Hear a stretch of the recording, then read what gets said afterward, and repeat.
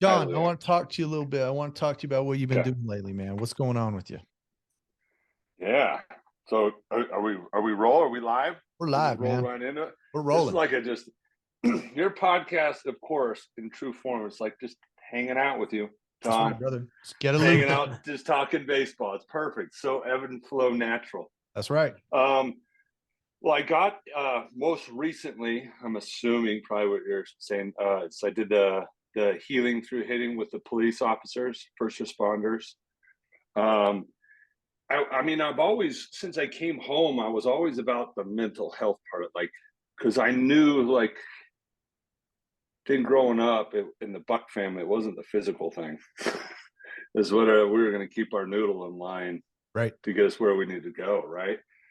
And so I think I came home wanting to push that message and wanted to push it in Little League Baseball, like what we taught. I mean, heck, my mission, I've been with you.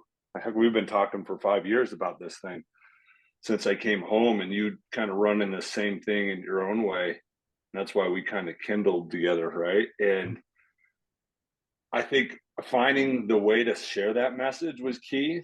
And I think people that I look up to that I think were heroes, the things why I was at my peak in the big league was when I got to go overseas and do that visit the troop thing. And this thing that I related with them, controlling the zone or flow, was the thing because at the time I was dealing a little bit with the anxiety thing on the yips, whether it was the foul balls off my prefrontal cortex or the sliding at second base that Aaron Hill hit me. And I was able to track that with some slow the game stuff down, which I applied in this camp, which we can get into. Yeah. And it was my knowledge of being humble enough to self evaluate that said, hey, I got this thing going on that it's happened because of brain injury or a post traumatic, the Chuck Knobloch, whatever you want to call it. I was able to kind of learn what that is, control it, get a hold of it, and have routines and rituals to help me prevent it, limit it, and then I think overall conquer it. Obviously, I've had access to people like Rick Ankiel and stuff that have battled it itself and in their own way and be a part of a bigger baseball movement. But how I wanted to like give that to the world of the work that I've done and the experience I went through. How do I share that? Because I tried to share it through travel baseball, and I don't think it was received well. There's too much wanting your kid to do good, even my own kid, whether it was my own kid, because trying to share this message with my kid. It wasn't, the message wasn't coming through clear. And so my mission was really like this very one focus, what these men and women deal with every day that makes them peak performers, being in the zone. Mhm. Like it's life or death. And where I'm seeing and I feel what's going on in the world, like I see this like things happening with the first responders where they're maybe making not the best decisions, but that you see in the way that they're doing it's almost in defense, but then they snap and they go too far. I That's that little John Buck that couldn't hold his tongue and told Mike Littlewood to F off right when he was 12. Like, what the F you looking at, Littlewood? Holy hell. Like, so that was, couldn't control it. And now to be where I'm at teaching those cops like that thing that's always been hard for me. And then to share life experiences with them, that thing, how Steph Curry shared stuff with me. That's what the camp was about. Because learning how to control that flow, I feel like it's secret sauce. And to those first responders in those situations where it is life or death and you're in flight or flight, to Right. understand it, to control it, to live in it, to be in it, we do that as baseball players. Whether we realize or not, this whole what's a mentally strong player, a mentally strong player really knowing who your weaknesses are and be like man enough to humble enough to be like, I suck at A, B, and C, but I'm super dope at C, D, and F, or whatever, right? Mhm. And how do I close those gaps and do whatever? That's a mentally strong person to me, not just who can look like they're ice cold all the time. No, who can make themselves optimally happy, get the most out of your performance and in that zone and flow stuff with the at bat where we get to be superhuman and have the on deck, that's what healing through hitting really was in a nutshell. So how did they receive that? Like, obviously, I'm sure some of them were ex-athletes, some of them not, but were they able to click with that? Because it's interesting to me because, right, that high level of anxiety, that high level of fight or flight, you're standing there looking at a 102-mile-an-hour fastball, or you're standing on the sidewalk looking at a house go up in flames or whatever it is. Like, it's all in, man. And how did they deal with that? How did they take to that? Well, see, I also set it up to where I had Ryan from Slow the Game Down, where they're doing visual. We all had sight, right? So I connected to them on a real scientific level where they could see where their focus, us as baseball players, soft focus, narrow focus, hyper focus, low inside part of the ball, seeing seams, right? And where they start to understand this, the world, perpetrator, car, perp, right? In their world, teaching, hey, let's do this. This is what I'm doing as an athlete. To pick up spin on 1/18th of a second ball striking and like I need to be optimal. So what are those things I did with Ryan visually? Because that's what triggers me to have a good at bat. Then here's a funny thing, which is I know me and you have vibed with. I love playing with the zone or flow because what changed my yips is the Marty in Miami started doing. Brooke found this. Brooke and Jamie Burley, Mark Burley's wife, pitcher, right? When we were in Miami, started doing boxing. It was the same one, Frank Gore, right? When he was working in the Super Bowl. Remember that guy, the boxing? If you look at one of those videos, me and Burley are like in the background looking at like probably nobody looked like, because when we first started, we didn't look like boxers. It was like balance was off. It was like, but the coordination and the footwork was the same as my hands. Mark started finding balances, and it was obviously a good workout. And I started understanding to learn how to flow. And out of that, it was weird because I was starting to learn and exit away from being in the zone or flow state with baseball, which I normally grew up doing. I was able to go back to baseball in my mind. I didn't have all those, if I throw it away, like this analytical brain where I'm like it was lessening. It would still rear its head, but it would be later in its session, my throwing session, or later in a bullpen or whatever. And it felt like, oh, this is happening. So in second stage of my cage, I have Josh Berkman, right? So Josh Berkman was the UFC's People's Warrior. I said People's Champion a couple times. I believe the correct word that Dana White coined him was the People's Warrior. And I had come to him in the off season like wow, still playing, because I had a piriformis syndrome going on and some life stuff that he's this Utah kid. He's had divorce. He had this athletic career going on and this life going on, and having to deal with the balance of life and how do you still train? How do you stay sharp? Yada yada, right? Mental health. And we started talking about breath work, meditation, priming up our day, setting our day. And also with him was I was so bound up football player. I wasn't like breathing at contact and breathing, throwing, and in my yips was like, and he was able to, through movement, thinking outside the box, he was making me move like a gorilla. And the way I was moving for a gorilla, he's like, I bet at contact you don't breathe. And I was like, I didn't think about this. I went back to breathing and I was tightening, and then started doing those gorilla walks and movements with him and realized how my body was bound up tight and I wasn't using my breath work. So I, of course, started using breath work and striking in a different way, using exercise in a different way. And Josh was a huge part of that. And Marty with boxing, because at contact, being in the zone or kind of fight or flight, and to be able to still think in the zone and not like what my head was doing, like the what ifs, I was able to exercise being in the zone. So when I went back, it was very fluid.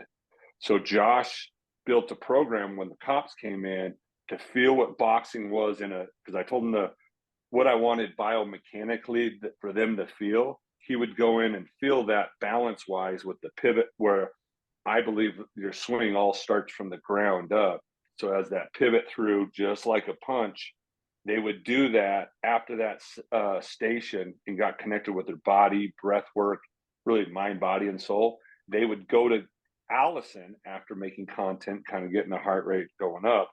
Allison's my cousin who has her doctorate uh, and does a lot of same stuff as you, Dom, and also has a brother who was military who I thought walked on water. We'd be at Thanksgiving, he would disappear on a mission and then show up. I just thought it was dope. He was my hero. So, but she was always that person in our family. We went to, whether you're we have a few professional athletes in our family.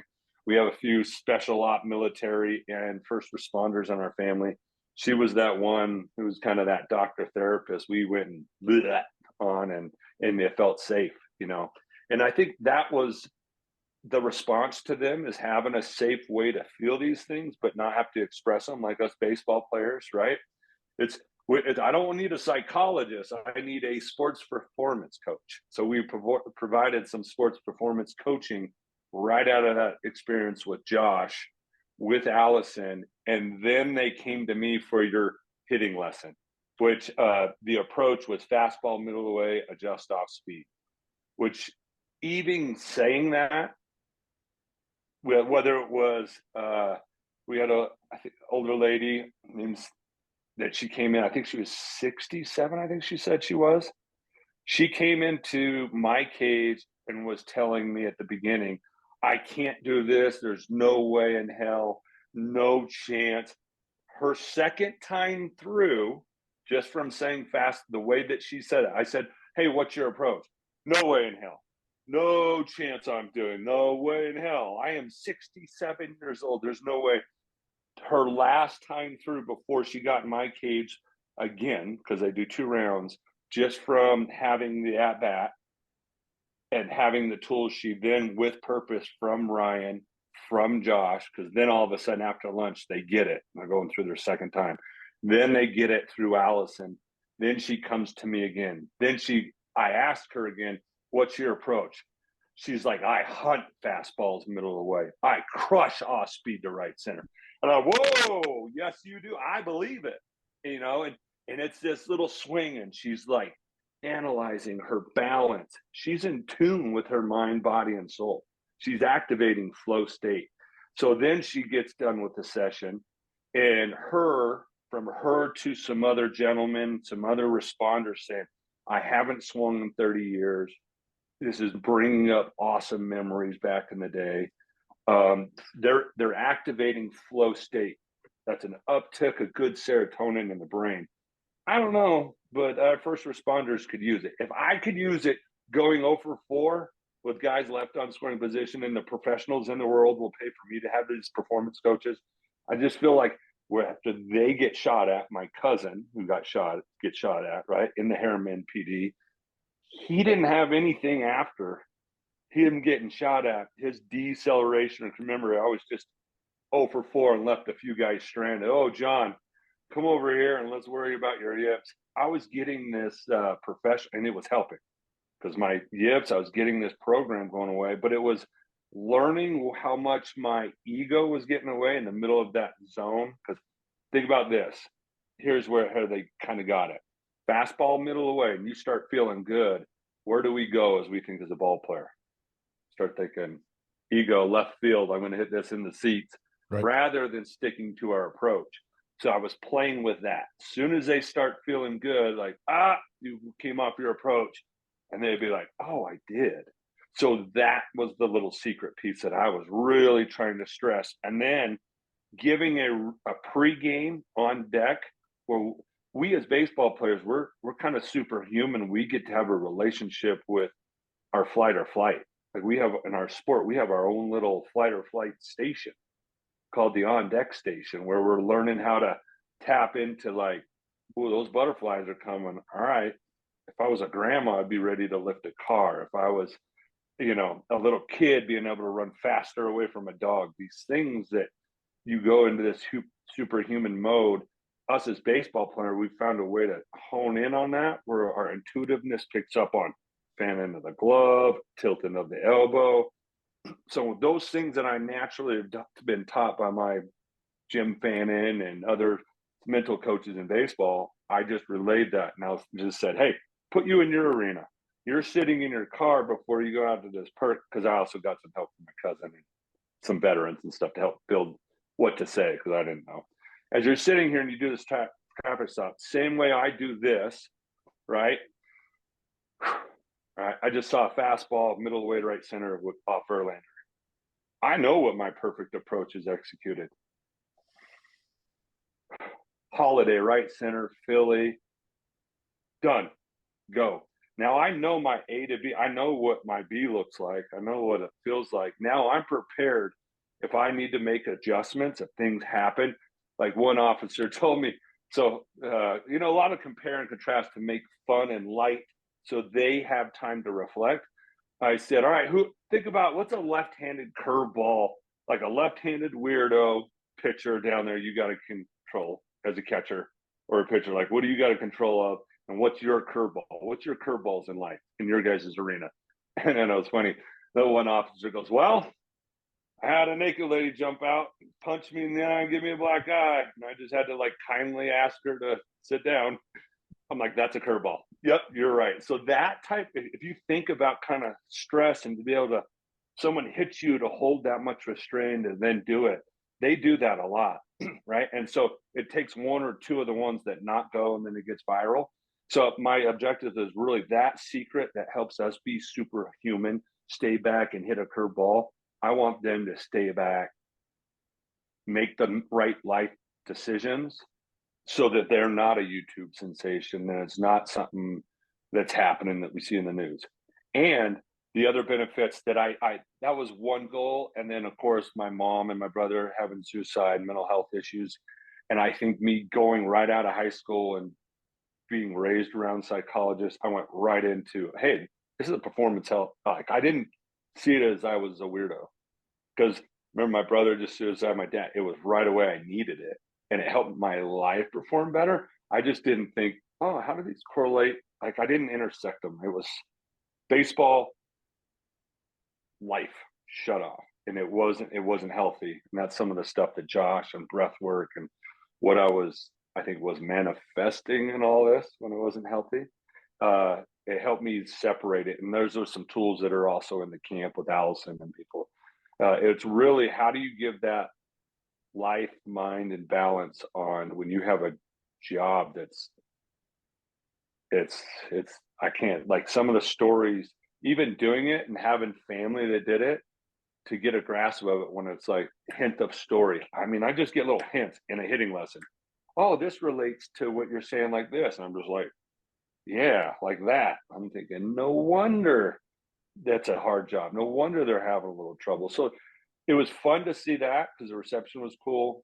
The mental health part, there was several that said, hey, I needed this. This was awesome. And it made them move towards stuff that the police had readily available. It was just that fun thing to say, I'm not reacting to this like I know I can, because we're tracking eyes on post-traumatic stress and then CTE.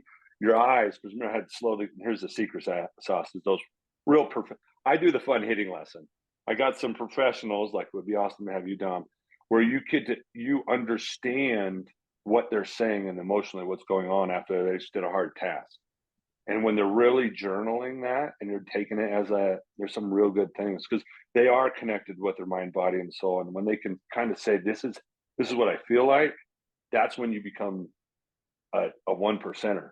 That's when I got to be an all-star, when I was like, all right, ego at the door. You can't be cussing at Mike Littlewood if he bangs you on a ball that bounces. You can't do that stuff, John. I was able to handle and use that energy in a positive manner and in a unique way. And I know those same skills will help them in that, in that arena that they deal with every day. Yeah, kudos to you. I think that's an amazing, that's an amazing project you're working on, and doing a lot of good where it's needed, right? And I feel like it's not necessarily looked at as something that we need to dump a bunch of resources into, which I think we do, right? So I think that's awesome that you're doing that. From your own perspective as a player, at what point did you jump on the mental performance train? Like, was that in high school, college, pro? Like, at Oh, what see, point I did? was lucky. Yeah, I was lucky. I had my uncle was playing at Nebraska, and they had the first kind of mind body connection where I'll tilt my camera down here, where they had it called psycho-cybernetics, and so like connecting, doing patterns where you do that, and then how you mentally prepare. My uncle was doing that, and they had my uncle go take ballet with all the football team ballet, and they had they do like a musical skill or Spanish or some critical thinking. And I remember having these tapes that they gave to the football team that my uncle gave my mom to give to me, that I did these. And at the time I was in gymnastics, and I practiced that with gymnastics and the repetition and the rehearsal in your mind, visualizing my routine. Because I remember my mom, the original reason that I got these tapes is I was on my floor routine, doing my floor routine, and I forgot my floor routine. And I was just standing out on the floor, just like, what do I do? Just started running around doing some handspring, back handsprings and stuff like that. And I just forgot. So I remember getting those tapes because it helped my mental rehearsal. The same way with mental rehearsal with those guys quick with us. The more that we understand and know where our fastball, middle of the way, right center is, that's that clear, precise objective of where we're going. And that's kind of where I learned that with that psycho-cybernetics out of that. So it was 8, 9, 10 where I was introduced to it, but it was introduced to it like it's a healthy way to be an athlete, because you upregulate yourself, you perform with minimal thoughts, you downregulate yourself. And I think where I connected what this performance and spiritually what this is and how I feel as a mental health, because I can start to articulate it, was because I knew I was crazy and I was focused and was battle, and I only had one strikeout, and that's when Littlewood tossed me out, right? And all Little League. So I was getting what it was doing performance wise. I wasn't letting outside distractions get me where I want to go. But when it would go wrong, I would go south, right? So I think having that experience with Littlewood, and then having Steve Cramblett, who was my high school coach, who's in the Baseball Hall of Fame for Utah, Sports Hall of Fame, which he should be. The first book that I can say that I really read cover to cover and knew that cover to cover, really read it and could obtain it. Remember, I'm dyslexic, so when I say I read it, it took some work to read this book. Was Heads Up Baseball by Harvey Dorfman. And then that's when it like, whoa, this is about me feeling this way as a teenager, and stuff started going crazy. I could feel it. I had stuff going on with my parents, my mom being an alcoholic. It was all this, how do I block that out and go play baseball? Other kids were worried about, these other little LDS kids with the perfect world around me.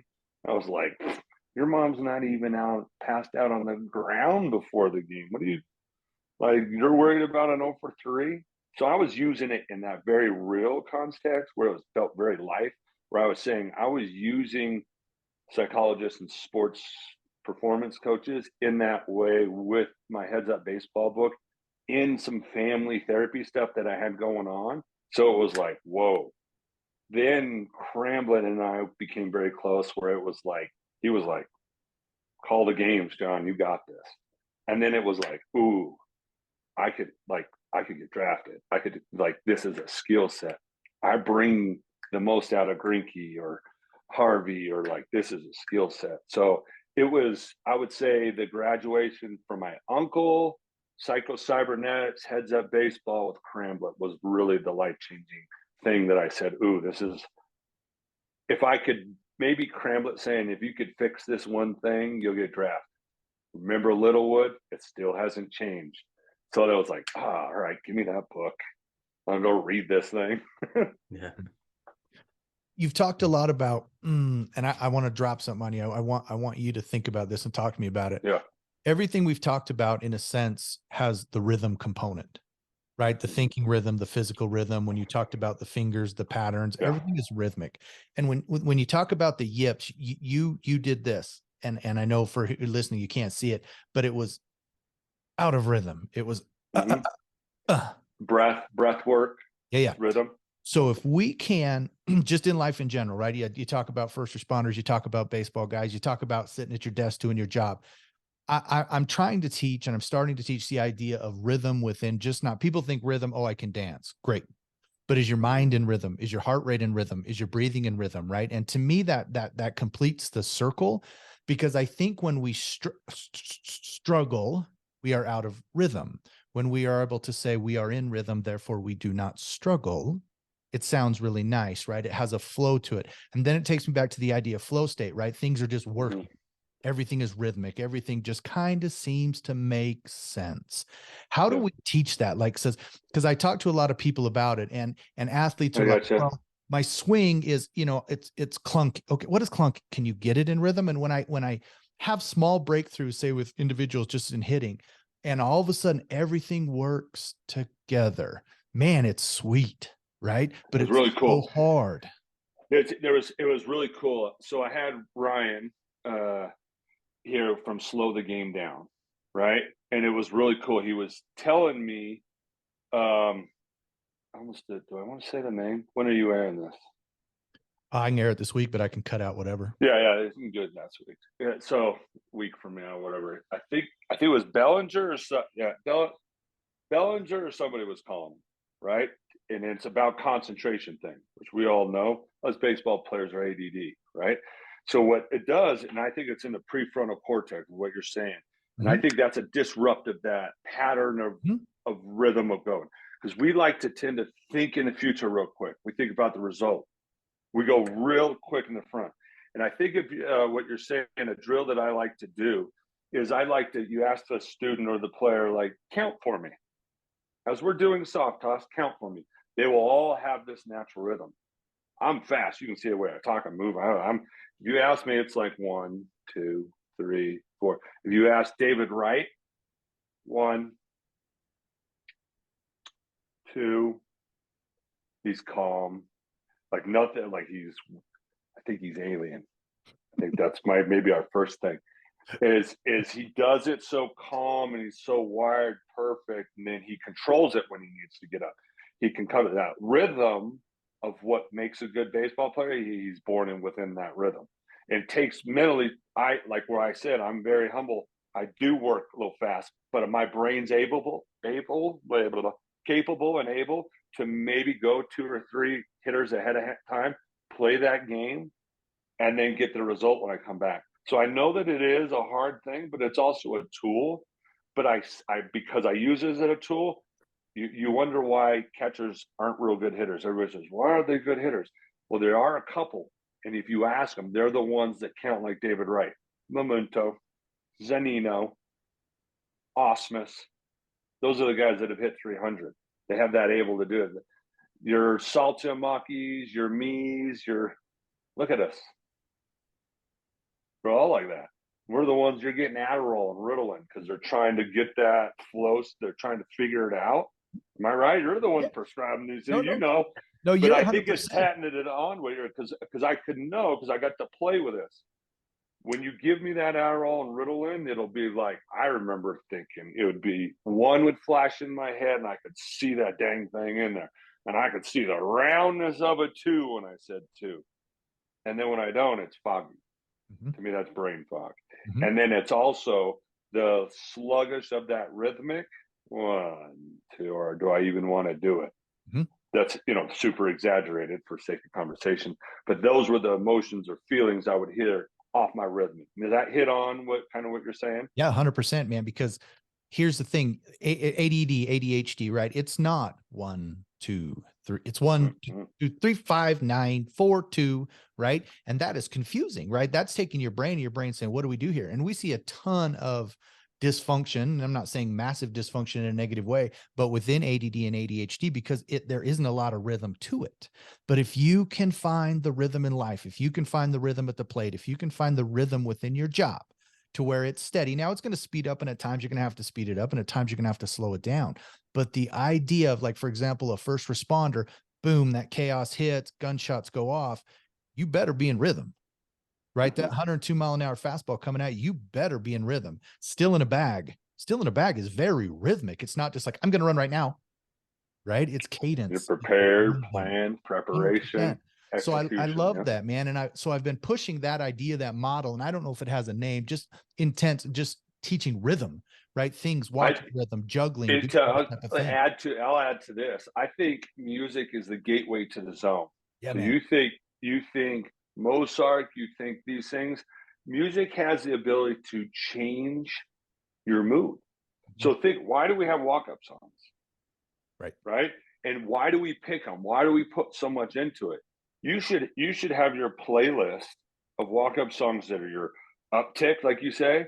And then there's some, when I'm headed to the field, me and Brooke just got into it. She told me my towel folding sucked. And I'm running an organization, but she told me my towels suck. I'm pissed on the way to the field. So I got to listen to little Jack Johnson to bring me down.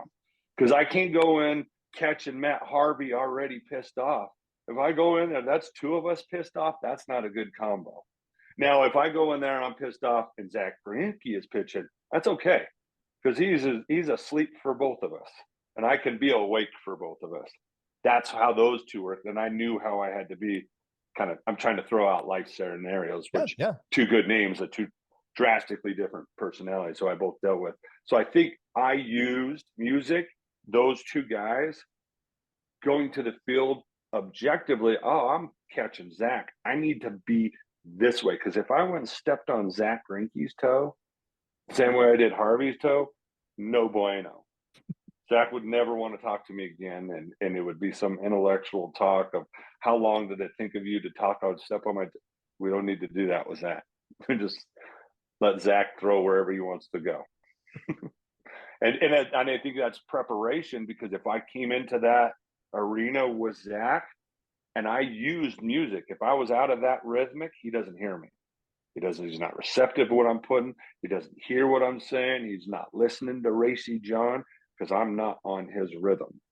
And that's another thing that using music helps me raise or lower me of whatever pitcher, arena, classroom setting that I'm going into. When you're working with younger players, youth baseball players, where do they start with something like this? Where do you guide them to get this kind of mindset going? Well, a lot of my lessons, because Don's been here and he's seen it, I try to stay away from mechanical things. When you come into hitting lesson, right away you go mechanical stuff. And I've always tried to approach like, that's enough of that, especially the good ones with your Crawfords, your Murphs, your Don. Like, there's enough of that in here, right? Dale Murphy's up the street. You got Wally Joyner.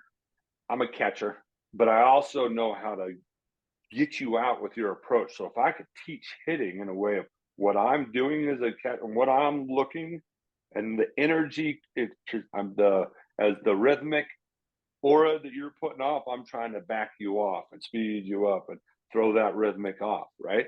And the more I can be receptive to that, that makes me helps me hit 220 and keep a job. Keep following me, right? Yeah. So it also helps me, that skill set to get that guy. I see it helps me reach towards, because I know what they can hit. Biomechanically growing up around here with Bob, I can see how their bodies, and having Murph and Ken teach me and Murph, we understand the body and how I could get somebody to do it. So matching that up is a fun game through an approach. So a lot of times when they come in, I say, all right, you came over here, you're coming over to my house, you had all these thoughts, pop, pop, pop, pop, pop going on. What if by design, you came over here by design, you're telling me what you want to do next time you come. And when you do, I want you to have a walk-up song. Because every time you go, whether to a game, to a practice, back from Subway, because you had your first game, you go to Subway down there in Mesquite, and then you come on over here, back up to the field too, right? Play your second game. You're going to go in that car. That's a good habit and ritual to go home, or a headphone, and get that song right now. Right now, mine's the Drake song that I'm listening to. It's what is it? something bars, something bar. Was Don't it ask me. behind bars? You're out of my league. Behind bars, right behind bars. Because some of the stuff that it's saying and stuff, it gets me going in the morning. So I strategically ice bath doing those because it gets my rhythmic going. It's more of a feel of like what you were saying, Tom. I feel that rhythmic of where I want to go, where that B is and where I live it. I feel that attitude of that song. You listen to the piano when it gets going in the morning, it makes me feel like my wife. The things he's saying are confident, like, watch me, world. I'm about to go on my second turn, meaning about ready to do this healing through hitting. I played my baseball, my second turn. Here we go. And it says, going back to basics. I'm not going to lose. Those things are like, I'm doing basic stuff right now. This got me to the big leagues. I'm just reteaching what I know got me to the big leagues. But instead of trying to getting people to big leagues, this is the right stuff. It'll confirm it. But I feel if I focus on what I think our country needs, our city, our state, the mental health part of it, being the sports performance part of it, of mental health, and all those good things, I feel like my message will be received for that part of it. Yeah, I can do all the physical things. Like, yes, test me, ask me, I'll do them, I'll show you. But if I knew if I could take this arena and said, hey, try, look at, this is what I'm talking about. When Steph Curry comes in and tells us about, as soon as that ball leaves his hand, there's zero time wasted. I'm not the guy to make the shot. I need to go a little bit longer on my finger.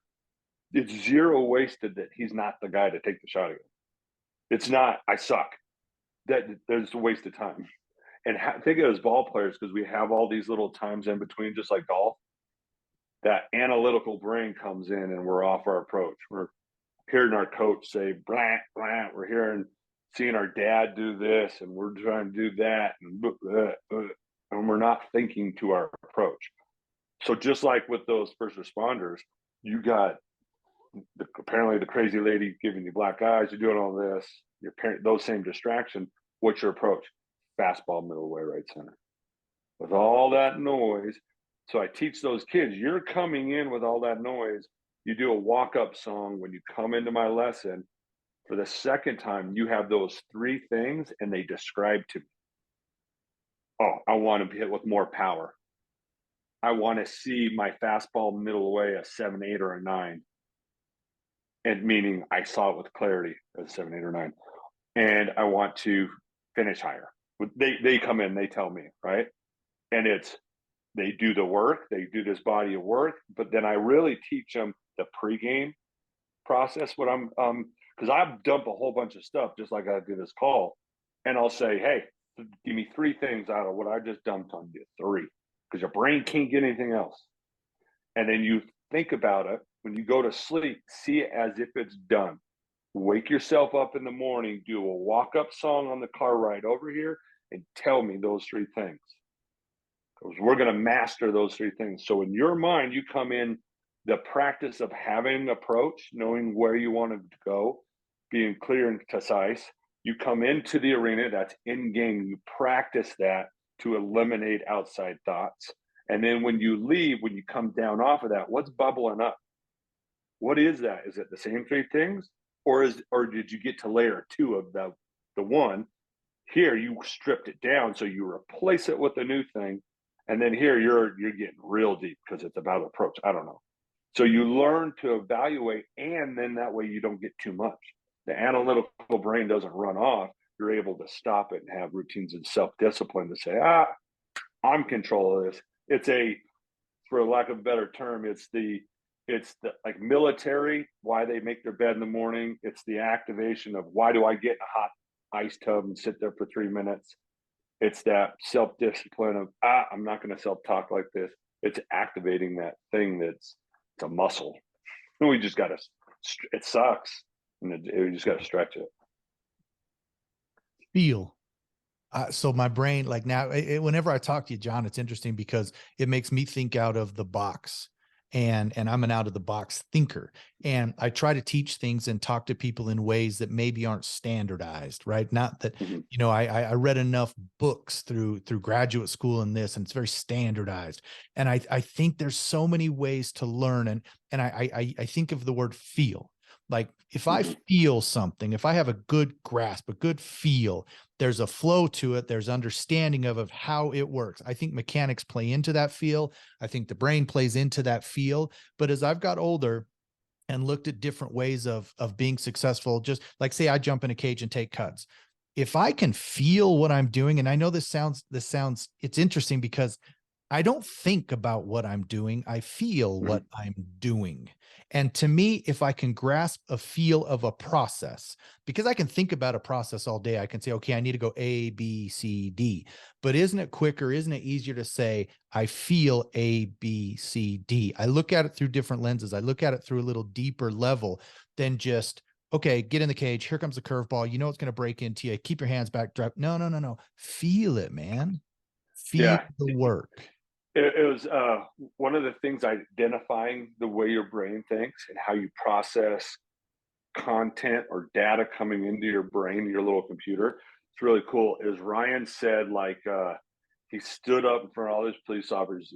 He held up his can, right? He said, "Look at this little spot here." And he's like, "Do you see my shoes? Do this and that or whatever." He started talking about focus and how much their brain, the computer, could take in. They're looking at that one well-defined spot, right?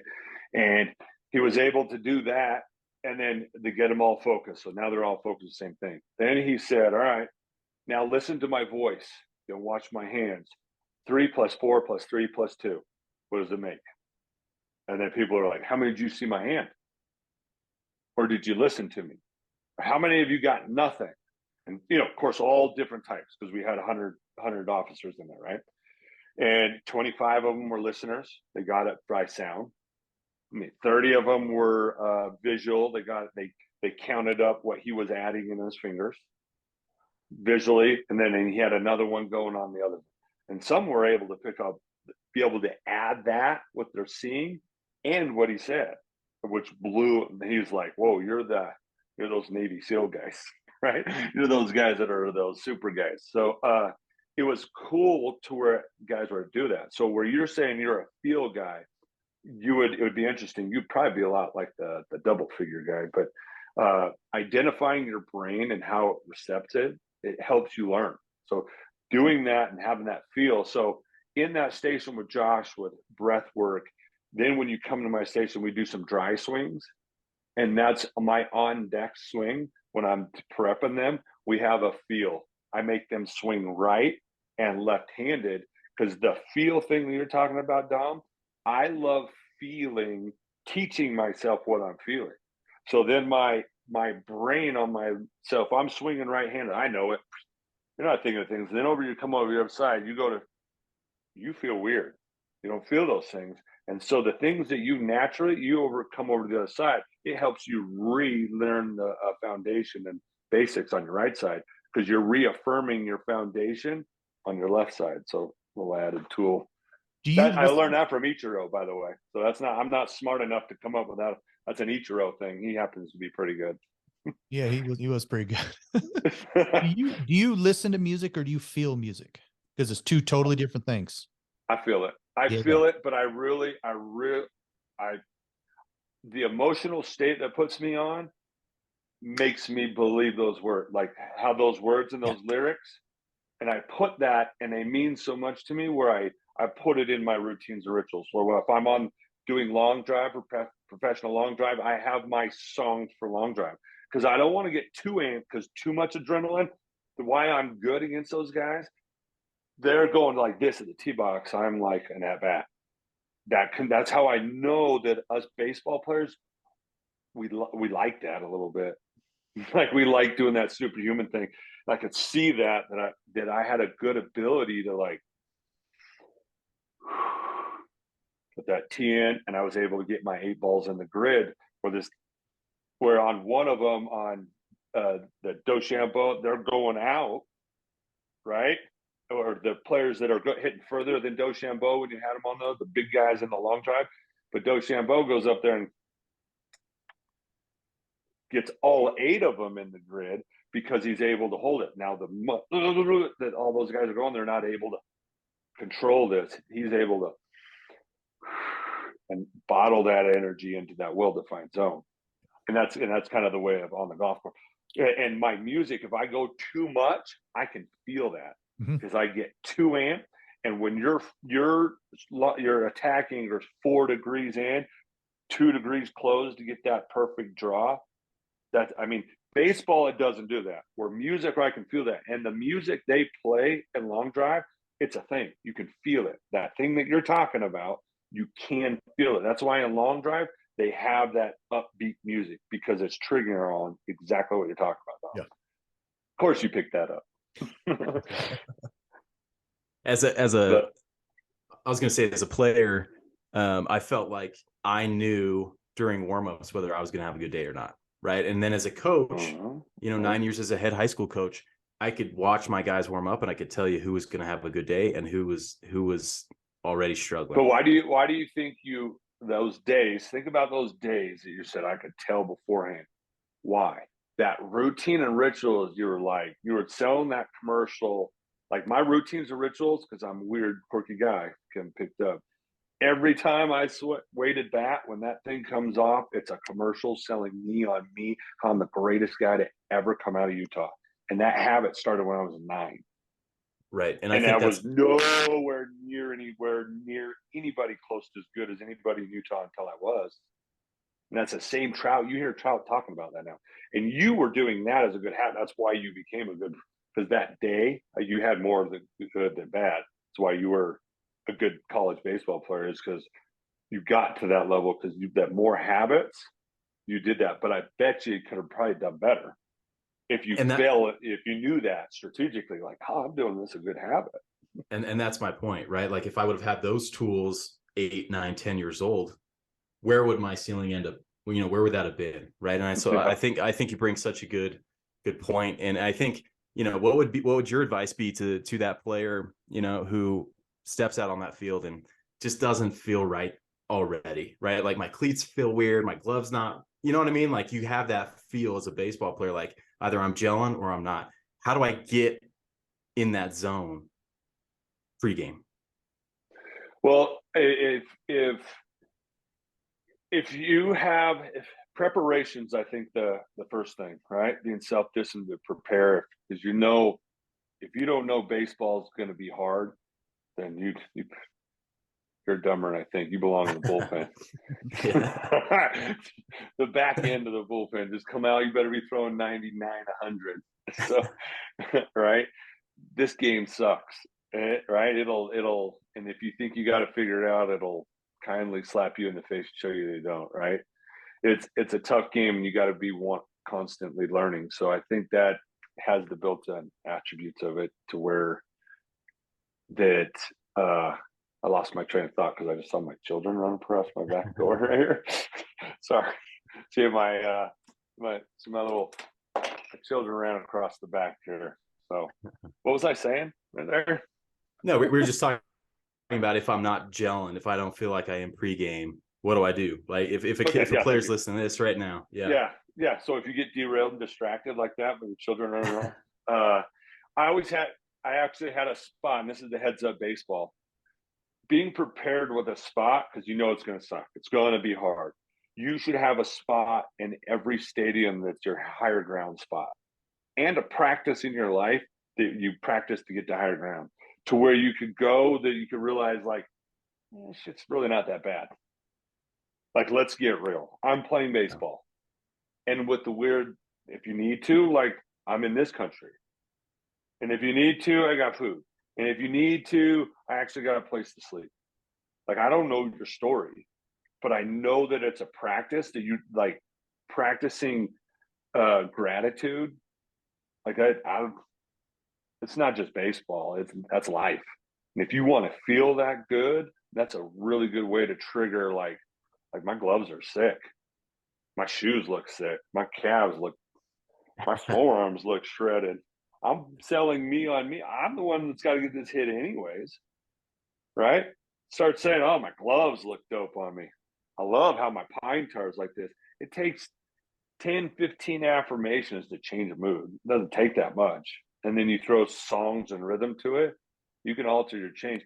And now, a spot in the stadium, a higher ground spot in the stadium for heads up baseball, for me would like be foul pole, wherever stadium. Foul pole is always there, top foul pole, whatever it's like. They're always there, top of the foul pole. Or the utmost furthest stadium in a seat. Because if you'll watch guys that actively do this, because I know a lot, Jim Fannin has a lot, and there's a couple other mental coaches that I've been on the team, performance coaches. They say to look at the last stadium in the steam, and you'll see them when they strike out. They'll look up when you see the guy walking after they strike out, and guys have their head in the air. There's something to do with your vagus nerve or something that I've done tests. As you walk up, it's harder to hold a bad thought in your head while your head is up. Dom, am I right on that? Right, with that science of that, it's Yes. harder to hold a bad thought when your head's up. So actually, I punch out, boom. I immediately throw my head up in the air, like what you're saying. You can't get rid of it and have a bad day. Find that foul pole, look up there, reaffirm, homered right off of Verlander, right? Boom, I'm back. I'm starting on my path of selling me on me. That was and it was, heck, some games that was every pitch. Facing Verlander, going 0-for-4, losing 100 games in a year with the Royals. I learned how to use those tools quick in the show, So a lot of trials. John, I'm going to put you on the hook for one more question. And I Yeah. know your time is valuable, and I thank you enough for joining us. What can we do to better youth baseball, to help parents, and I know this is a big question, to help parents, to help players swing the pendulum back to the idea of that it's a game? I think we need to get to the point where our conversations in our car rides, the pregame car ride, is being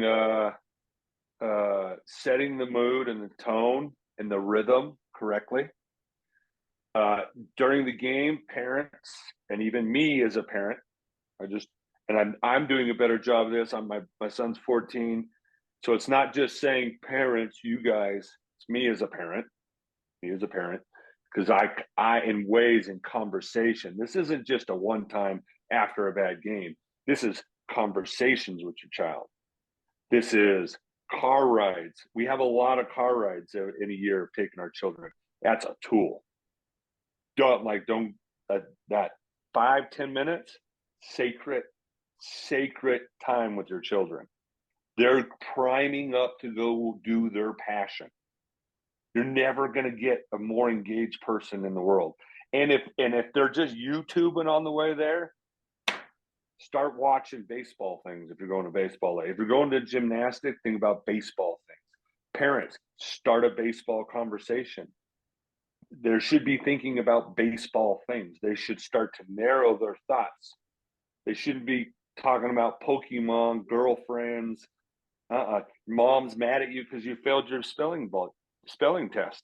You need to start. Okay, deal with that after this hitting lesson. I'm learning how to be a professional. Check it at the door. Get into baseball mind frame, and then when I come down off of it and I post game and I'm going in, I will deal with my spelling test. Right, but now I am in the now. I'm practicing flow thoughts and eliminating those. Oh, mom's going to kick my butt. That might be your distraction, your score breaker. So if we can lessen those thoughts, you're primed to be receptive to Coach Dom when you come into your hitting lesson. Then you're practicing those reduced thoughts, zone performance thoughts, what you should be doing, thinking about fastball, middle away, right center, and dealing with ego rather than analytical stuff, which I fell in the trap of. And then post game, parents, that another sacred ground. When we're out there playing, we should be thumbs up. When they're going home, this is your job again. Listen first. Here's me. I will raise my hand. I am the first one to want to vomit my ideas because I'm the professional athlete to my athlete children. I'm the first one if you want to give my opinion. I need to be the last one. If I'm saying I need to be the last one, you need to be the last one. I got to say, hey, dude, great game. What do you got? It's the hardest thing to do. And as soon as they tell you, then they're going to they may be thinking about the sick play they made. You want to ruin their creative brain? That creative brain will be so much more receptive that you want to yell at him about throwing his helmet or whatever the parents want to talk about him. Right. Listen to them. And then they're going to be receptive. That was a key that my mentors, even after my playing days, he said, hey, when I was talking to you, I had to listen to you. This was by design. You need to be this better as a parent. And I was like, oh shit. All right. Yep. So that's one thing on me as a dad. I am still constantly, how was it, son? Okay. All right. And then share my opinion. And I found that he's more receptive, and it's also helped me think through the things I want to say to my son, where I haven't given him some of the garbage he doesn't really even need. That's my own ego.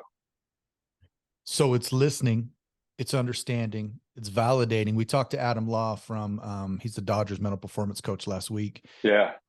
He talked about praise effort, not outcome. Love the way you run the bases. Hey, I love those swings. Didn't matter you banked the ball off the wall or not. Doesn't matter. And I talked to him a little bit about what we do in our household. You have 5 minutes.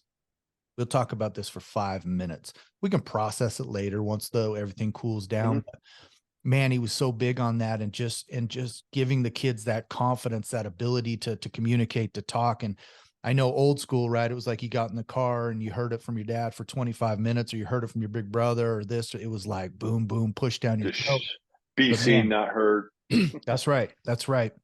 So I love the idea of listening. And our thing too, man, is a big trying to get information out to the parents, because there's a lot of parents who just don't understand it. And that's fine. It's not a knock. It's not a hate. There's millions of things I don't understand.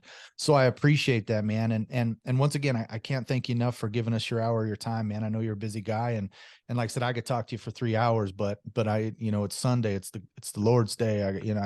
That's right. That's right. Dave, but see, it's a day of renewal, right? Day of renewal. Or day of renewal. We're here, we're renewing our minds to just battle this next week coming.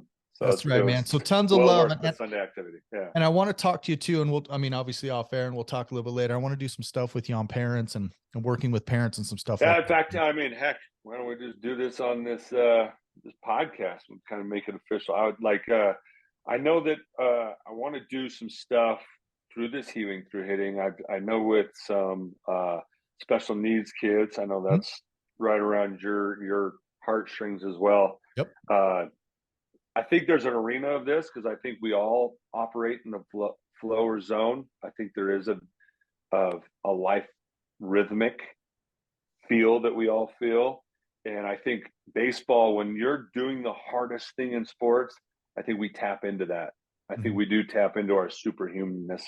And I just want to use a hitting lesson through that, using that stuff, and you're tapped into that, dude. So I would love to do anything and all that with you. And then it's evergreen. There's no parent programs out there. So that's right. With this Healing Through Hitting, I think some of the stuff that I've talked with the special needs, because you bring that up, is these parents that have these special needs kids that are forever babies, right? They're there with them like companions. And it's like having a season of 100.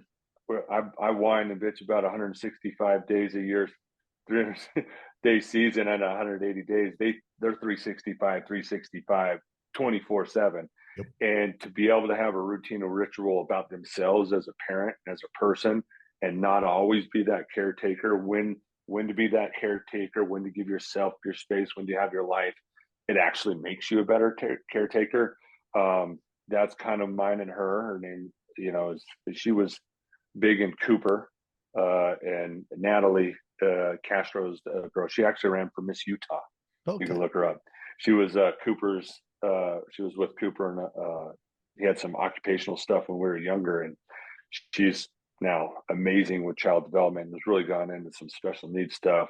Worked with Dan Marino Center in Miami. That's where I first met her. So we've been talking to do that with the parent program. So I'd love to do that and get you involved with that, Dom. Yeah, man, always available, 100%. Like I said, we'll talk. Cool. And what I love, man, is that you're a baseball guy, but it's so much more than baseball. Yeah. Well, when you play the game like we do, and you put as much time and money, in your case, your hard-earned money, it's when it's not coming back, you're doing it for passion because you believe the way it's teaching you about life. Like I said, it's not nice. Life's not nice, right? Tom House would say it's a negative game taught by negative people wanting positive results. Right. I feel like, especially life is that way. But us as baseball players, we find a unique way to lean into our failures and get better out of it, and find a way to, like, hey, these trials are making me better, and that's what baseball's about, is just keep getting better every day, and the lessons that it teaches. I think that's what gravitated towards you, is the way you would teach your kids. When I was watching you down in Springfield teach your kids, I was like you said, the way you were talking to your children, I was like, oh, that guy thinks the way I do. You're very strategic when they swing it at a high pitch. Hey, what are we looking for? You're not saying, hey, don't swing it at it. Like, people like me notice that stuff. You're Right. bringing them back down to the focus. So I think that stuff's big, and just the more conversations we can have about that, I think we're already good baseball around here. I think it just adds a layer to our professionalism on the field if we address that and make ourselves strong and well-rounded players around here with mental health as well. Good stuff, man. Nick, you got something? Just appreciate the time, appreciate the insights. It's awesome to finally meet you, hear your philosophies, hear your story. I think it's incredibly valuable, and as is your time. So thank you so much. Thanks, Nick. Thanks for having me. I appreciate it. And hopefully we get to know you a little better, be Yes, around sir. a little more. Yeah. All right, Johnny, have a good Sunday, man. Hope you enjoy it, and I'll holler at you this week. Awesome, Don. Appreciate it, man.